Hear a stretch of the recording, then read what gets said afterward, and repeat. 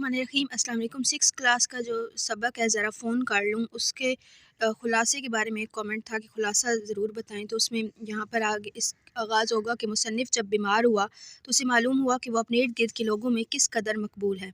बहुत से लोग बारी बारी उसकी इयादत के लिए आए, जिनमें सबसे पहले शेख नबी बख्श थे। मुसन्निफ़ की बीमारी का सुनकर वो अपनी बीवी के भांजी के बारे में बताने लगे, जिसको भी यही तकलीफ़ थी।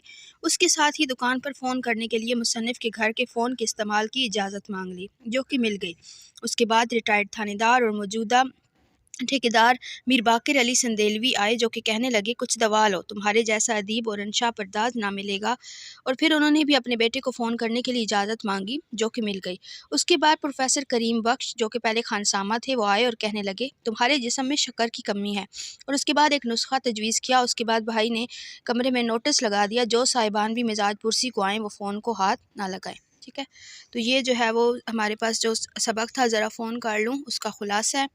आप अपने पास नोट कर लीजिए। ठीक है, स्क्रीनशॉट ले लीजिए बारी बारी जो है वो जो एक एक पैराग्राफ का, और अपने पास आप आसानी से नोट कर पाएंगे। मज़ीद कोई भी क्वेश्चन हो तो आप कमेंट सेक्शन में पूछ सकते हैं। फ़िलहाल दीजिए इजाज़त। अल्लाह हाफ़िज़।